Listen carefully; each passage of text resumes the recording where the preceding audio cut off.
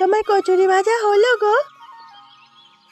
আয় আয় আয়, তোর কথাই ভাবছিলাম কখন আসবি। এই শীতের সকালে তোমার দোকানে ডাল কচুরি না খেলে কি আর দিন শুরু করা যায় বলো? সেই জন্যই তো শুধু আমি নয়, গ্রামের এত লোক রোজ আসে তোমার দোকানে।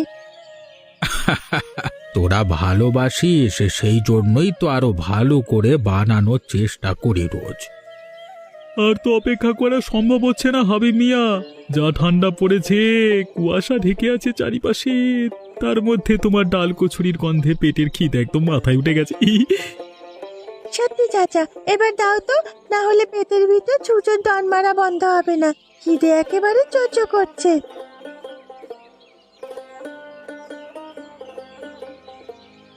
কে হাবিব মিয়া, পচা তেলের কচুরি খাইয়ে ভালোই টাকা কামাচ্ছ তো নাকি? কেমন কথা বলছিস তুই রাজু? আমি টাকা কামাই আর না কামাই, মানুষকে কোনোদিন ঠকাই নিয়ে কথা বলতে পারি। ঠিক আছে, আর অত বড় বড় কথা বলতে হবে না। কেন রাজু কাকা, তুমি হাবিব চাচার পিছনে লাগছো? নিজেও তো ব্যবসা করে খাও। একজন ব্যবসায়ী হয়ে আরেকজন ব্যবসায়ীকে অপমান করতে তোমার খারাপ লাগে না? ওরে আমার জ্ঞানের ভান্ডার এলো রে। বলি, এত বড় বড় কথা বলার সাহস কি করে হয়েছে তোর? সত্যি কথা বলতে আমার কষ্ট হয় না। তুমি চাচার দোকানটা অধিকার করার জন্য পিছনে লেগে আছো, সেটা জানি না ভাবছো? তবে রে, মেরে তো দাঁত ভেঙে দেবো একেবারে। কি হয়েছে রাজু, সকাল সকাল বাচ্চা মেয়েরা যদি একটা কিছু বলেই থাকে তাতে এরকম ব্যবহার করতে হবে? চুপ করে দাও। আজকের মতো চুপ করে যাচ্ছি, একদিন এমন আসবে যে হাবিব আরে রুমিকে উপযুক্ত শিক্ষা আমি দিয়ে দেবো। তোমরা যাই বলো মিয়া, এই ঠান্ডার দিনে এরকম রোদ পোহাতে পোহাতে আড্ডা দেওয়ার মজাই আলাদা। ঠিকই বলেছ মাস্টার, এ জিনিস শুধু গ্রামেই পাওয়া যায়, শহরে এমন মজা পাবে না। কি হয়েছে রাজু, আজকে তুমি যে কথা বলছো না, এরকম মুখ গম্ভীর করে বসে থাকলে হবে? কথা বলতে তো হবে নাকি? কি বলবো সেটাই তো বুঝতে পারছি না। গ্রামের কিছু লোক এমন মাথায় উঠে যাচ্ছে যে তাদের বিরুদ্ধে আর কথাই বলা যাচ্ছে না। কেন, কি হয়েছে? তোমাকে কেউ কিছু বলেছে? রাজুর মনে ব্যথা লেগেছে মনে হয়। হাজারো সকাল সকাল হাবিব মিয়ার দোকানে একটা বাচ্চা মেয়ের কাছে অপমানিত হয়েছে, তাই তো? আরে হ্যাঁ হ্যাঁ, হেসে নাও। একদিন আমি প্রমাণ করে দেব যে আমি যা বলছি তা মিথ্যে নয়। তা কি সত্যি কি মিথ্যে সেটাই তো বুঝতে পারছি না, একটু বুঝিয়ে বলবে তোমরা? আজকে আমি সকালে গিয়ে যেটা সত্যি সেটাই বলেছিলাম। হাবিব মিয়াকে সবার সামনে বলেছিলাম যে একই তেলে রোজ রোজ কচুরি ভেজে খাওয়ালে তেলটা পচে যায়, আর সেই পচা তেলে খাবার খাইয়ে লোকজনের শরীর খারাপ করেছো তুমি। সে কথা বলতেই ওই বাচ্চা মেয়েটা একেবারে ফোঁস করে উঠল, আর সঙ্গে সঙ্গে হাবিব যেন আমার উপর ঝাঁপিয়ে পড়ল। তবে যাই বলো হে, এই শীতের দিনে কিন্তু অমন ডাল কচুরির তো দোকানে তল্লাটে পাবে না, আর ওই জিনিস খেয়েও মজা। তাই গ্রামের লোকেদের থেকে তুমি কি আর ওই আনন্দ কেড়ে নিতে পারবে? আমি তো কোনো আনন্দ কেড়ে নিতে চাই না, আমি শুধু স্বাস্থ্যের দিকটা জানাতে চাই। যদি নিয়ম না মেনে কাজ করে সে তাহলে কোনো অধিকার নেই লোকের ক্ষতি করবার তার। ব্যাপারটা তুমি খারাপ বলছো না, তবে ওর থেকে এখন লোকের টান বেশি। ঠিক আছে, যদি তাই হয় তাহলে প্রমাণ করে দাও যে ও ভেজাল পচা তেলে রান্না করে। যদি করতে পারো তাহলে না হয় একটা ব্যবস্থা করা যাবে। ঠিক আছে, আমি দুদিনের মধ্যে প্রমাণ করে দেব, তারপর আমিও দেখব, দেখাবো কি করে এই বুড়ো দোকান চালায়। কিরে ফিরোজ, সন্ধ্যাবেলায় এসেছি, একটু মুড়ি বাতাসা দিই, হা। সেসব হবে কাকিমা, এখন তুমি বসো, তোমার সাথে গল্প করতে এসেছি, একটু গল্প করি। বল, কি বলবি? বড় চিন্তায় আছি বুঝলে তো। তুই আবার কবে থেকে চিন্তা করা শুরু করলি রে? চিন্তা তো আমাদের মতো সংসারী মানুষদের কাজ। তুই সংসার ধর্ম করিসনি, এখন ছোট বয়স তোর, তোর আবার কিসের চিন্তা? গ্রামে থেকে গ্রামের মানুষের জন্য কিছু করতে চাই, বিশেষ করে তোমাদের জন্য। কারণ এই গ্রামে আমাকে যদি সব থেকে কেউ ভালোবাসে সেটা হচ্ছে তোমরা। গরিবের সংসার তোমাদের, এদিকে কিছু কাজবাজ পাচ্ছি না যে নিজের পায়ে দাঁড়াবো। এত কেন চিন্তা করছিস? তোর কাকু মরে যাওয়ার পর ভেবেছিলাম না খেতে পেয়ে মারা যাব, চলে যাচ্ছি তো কোনো রকমের রুমিকে নিয়ে। না, তবু আমার একটা দায়িত্ব কর্তব্যবোধ থেকে যায়। তোমরা ছাড়া এই গ্রামে এত অসহায় মানুষ, নানান রকম ভাবে তারা দুঃখ কষ্টের মধ্যে আছে। তাদের জন্য যদি কিছু করতে না পারি তাহলে এই গ্রামের প্রতি তো কোনো দায়িত্ব পালন করাই হয় না। কি চাইছিস তুই? একটা কাজ। তাহলে কবির মাস্টারকে তো বললে পারিস। এই গ্রামে শিক্ষিত মানুষ বলতে ও তো একজনই আছে, আর তুইও পড়াশোনা শিখেছিস ভালোই। বলেছিলাম তো মাস্টারকে, এখনো তো কিছু জানালো না। দেখি কালকে একবার যাব। ঠিক আছে, এত চিন্তা করিস না। দাঁড়া, তোর জন্য আমি খাবার নিয়ে আসছি। একটু বস, আগে হেরিকেনগুলো জ্বালিয়ে দি। বড্ড অন্ধকার হয়ে যায় শীতের বেলায় তাড়াতাড়ি। বাবা দাঁড়াও, একটু কথা আছে তোমার সাথে। কি হয়েছে রে মা? দোকানে যাবার সময় আবার পিছু ডাকলি কেন? তোমার দোকানে যে ঝামেলা হচ্ছে, তুমি আমাকে না বললেও আমি সব খবর পাই। কি আর করব বল, কপালে যা আছে তাই হবে। আমি তো কোনো দোষ বা অপরাধ করিনি। লোকে যদি হিংসে করে, আমার দোকানে যেচে ঝামেলা করে, আমি কি বলবো বলতো? আমি জানি তুমি কোনোদিন কোনো অন্যায়ের সাথে আপোষ করনি, আর করবেও না। আমিও কোনোদিন করব না। তবে শুধু এতটুকুই বলি, যাই হয়ে যাক সাবধানে থাকবে। ওরা কিন্তু লোক ভালো নয়। তুই একদম চিন্তা করিস নে। তুমি চিন্তা করলে আমার তো একটু চিন্তা হবেই। আমি কি তোমাকে দেখে বুঝি না যে তুমি কত চিন্তায় আছো? মাঝে মাঝে শুধু ভাবি, এই দোকানটা যদি বন্ধ হয়ে যায় কোনো কারণে, তাহলে আমাদের সংসারটার কি হবে? কেন, তুমি কি আমাকে এতটাই অপারগ মনে করো? এতদূর পড়াশোনা শিখেছি কি আমি এমনি এমনি? তুই আছিস সেটাই তো আমার ভরসা রে মা। ঠিক আছে, তুই যা বলবি তাই হবে। আমি এমনিতেও কোনো দিন কারোর সাথে বেশি ঝামেলা করি না, আর করব না। আমি এখন যাই রে, সবাই অপেক্ষা করবে আমার দোকান খুলবার। এমনিতেও আজকে আবার রবিবার। চাচা, বড় অসহায় অবস্থার মধ্যে পড়েছি। এখন তুমি সাহায্য না করলে বড় বিপদের মধ্যে পড়ে যাব। কি হয়েছে রে ফিরোজ? তোর মতো বুদ্ধিমান ছেলে আবার কি বিপদে পড়লো? হ্যাঁ, তোমাকে তো বলেছিলাম আমার একটা চাকরির দরকার, একটু যদি সাহায্য করো বড় ভালো হয়। আজকাল তো জানিস চাকরির অবস্থা। তাছাড়া এই গ্রামে কোনো কাজ বাজ তো নেই। একটাই স্কুল, সেটাতে আমি শিক্ষকতা করি। তবু তুমি যদি চাও কিছু একটা ব্যবস্থা হতে পারে। তুই তো আবার শহরে গিয়ে কাজ করবি না। আসলে আমি চাই গ্রামে থেকে গ্রামের মানুষদের জন্য কিছু করতে। তাহলে তুই একটা কাজ কর। কি চাচা? আর একটু অপেক্ষা কর, সঠিক সময়ে আমি তোকে ডেকে নেব। মানুষের জন্য কাজ করতে চাস, সেই সুযোগ আসবে। কিন্তু টাকা পয়সারও তো দরকার। এতদিন যখন কষ্ট করলি, তখন আর কয়েকটা দিন কষ্ট কর। আমি কথা দিচ্ছি সব ঠিক হয়ে যাবে। ঠিক আছে, তোমার কথায় ভরসা করছি। হ্যাঁ। ঠিক এই সুযোগটাই তো আমি খুঁজছিলাম। এবার দেখ তোকে আমি কেমন ভাবে ব্যবহার করবো।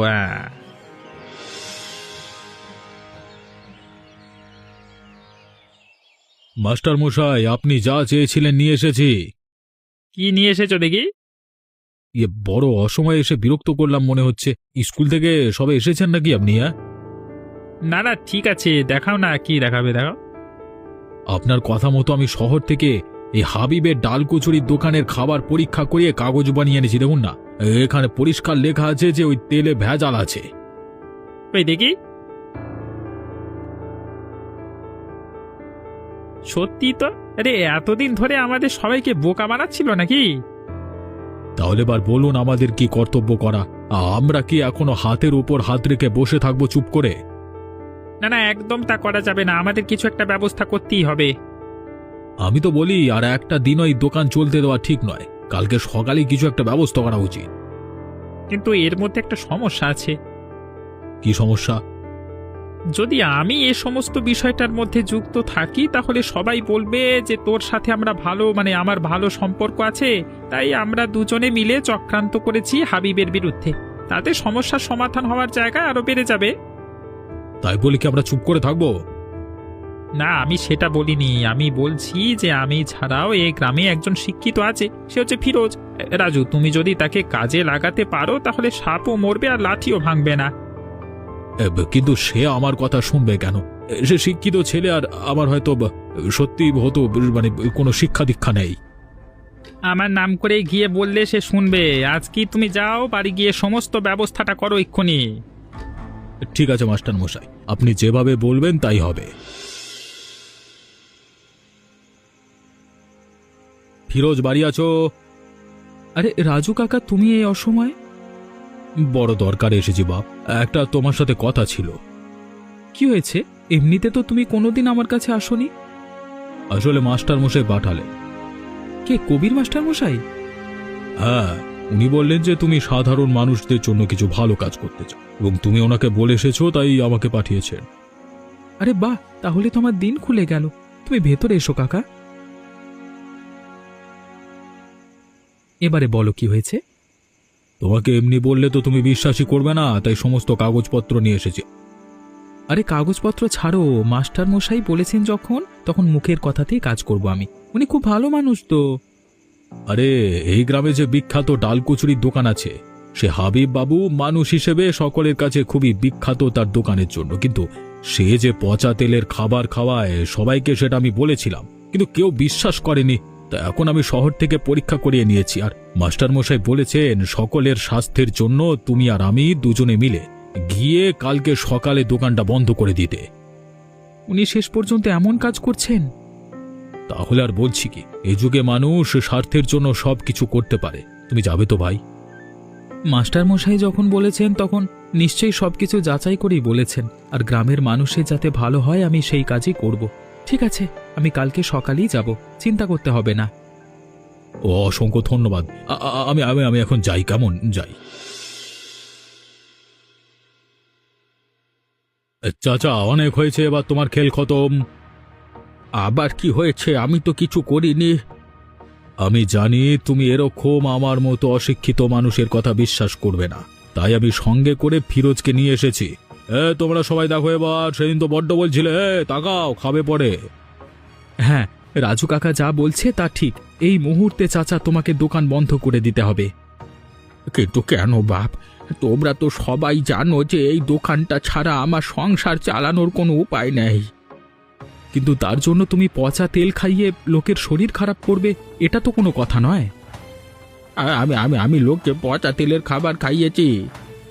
তোমার খাবারের পরীক্ষা অনুযায়ী শহর থেকে এই রিপোর্ট এসেছে। এখানে পরিষ্কার বলা হয়েছে তোমার দোকান বন্ধ করে দেওয়ার জন্য। ছি ছি ছি ছি, হাবিব মিয়া, আমরা তোমাকে এতটা ভরসা করতাম, তুমি কিনা সত্যি আমাদের পয়সার জন্য এভাবে ঠকালে। করে তো ভরসা করাই যাবে না, কারণ অস্থানে মেরে দিয়ে চলে গেল। তোমরা বিশ্বাস করো, আমি কোনো দিন এমন কাজ করিনি। আমি জানি না এই কাগজে কি লেখা আছে, এসব মিথ্যে। ওসব তোমার নাটক অনেক হয়েছে চাঁদু, এক্ষুনি দোকান বন্ধ করে ভাগো এখান থেকে। তোমরা দেখছো কি, তোমাদের এতদিন বিষ খাইয়েছে আর তোমরা কিছু বলতে পারছো না। এই দোকান বন্ধ করো, যত সব ভং চং দোকান এই বন্ধ, ভেঙে ফেলতো, মার সালাদের। আমি তোমাদের কাছে হাত জোর করছি ভাই, আমার দোকান তোমরা ভেঙো না। আমি দোকান বন্ধ করে তালা লাগিয়ে দিয়ে চলে যাচ্ছি।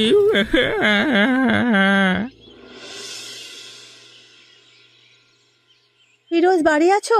বের হও বলছি, তোমার সাথে আমার কথা আছে। কি হয়েছে? আব্বার পক্ষে কথা বলতে এসেছো নাকি? সেটাই কি স্বাভাবিক নয়? দেখো, তোমাকে প্রথমে একটা কথা পরিষ্কার করে দিই যে তোমরা যেটা করেছো সেটা খারাপ, আর একজন শিক্ষিত মানুষ হিসেবে আমি আমার কর্তব্য পালন করেছি আমাদের গ্রামের প্রতি, মানে সমাজের প্রতি। সেই কথাবার্তা যদি লোকের কথা শুনে অন্ধ না হয়ে করতে, সেটাই ভালো হতো। তার মানে আমি নিজের বুদ্ধি দিয়ে সমস্ত কাগজ দেখে তারপর কাজ করেছি। আর তাছাড়া শুধু আমি একা নই, কবির মাস্টার মশাইও সবকিছু দেখেছেন। তোমরা সবাই সবকিছু দেখে ফেললে, শুধু আমাদের সততা দেখলে না। তোমরা ভাবলে না যে ওই রাজু নিজের স্বার্থের জন্য শহরে টাকা খাইয়ে একটা মিথ্যে কাগজ বানিয়ে এনেও তোমাদের মাথা খেয়ে ঝামেলা পাকাতে পারে। কিন্তু সে এমন কেন করবে? কারণ এখন ওই দোকান বন্ধ হয়ে গেছে, আর গ্রামের সব লোকেরা আমাদের ওপর রেগে আছে। এখন সে নিজে অধিকার করতে পারবে দোকানটা, তাই না? আমি কতবার বলেছি আমি ছোট বলে আমার কথা কেউ মানেনি। ফিরোজ দাদা, তুমিও লোকের ভালো করতে করতে সেই খারাপটাই করে ফেললে। আমার মাকে তুমি কত ভরসা দিয়েছিলে, এখন তোমার উপরেও ভরসা করতে পারবো না আমরা। লজ্জা থাকে তো নিজের পাপের প্রায়শ্চিত্ত করবে তুমি। চলে আয় রুমি।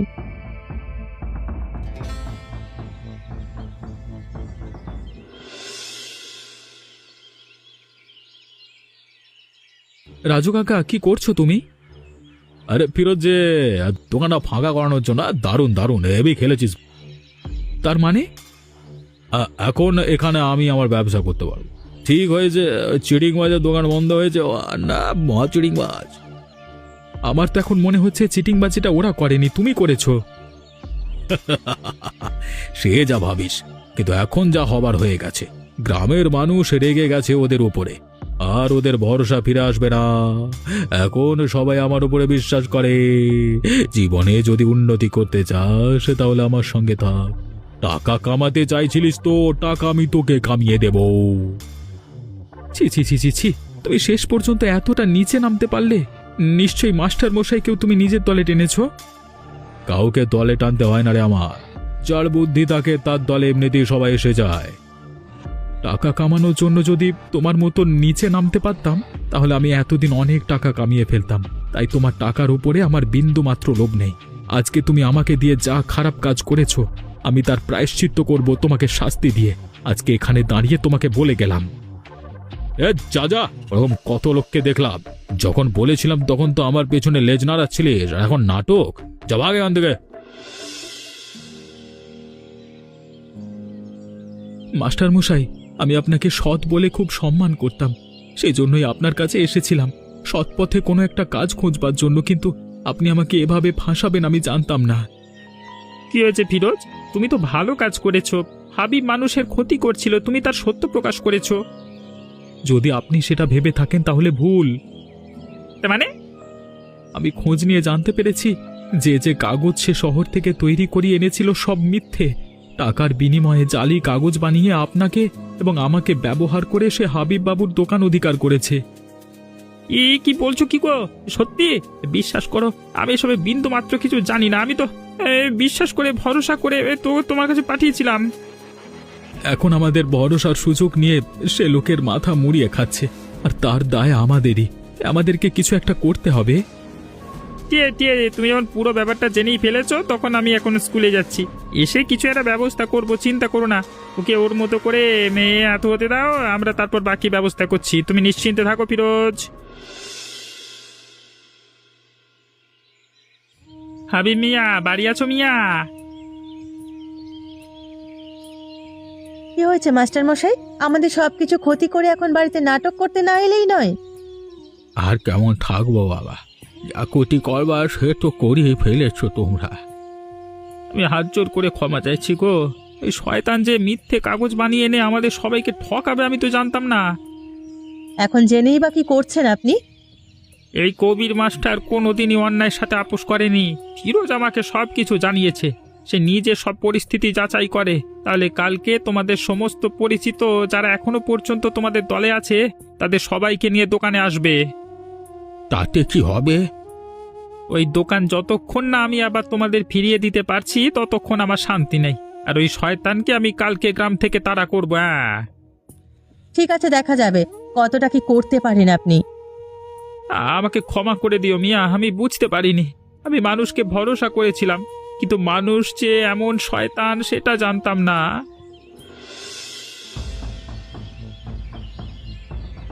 বেটা দোকান অধিকার করবি, এবার দেখ তোকে কি করি।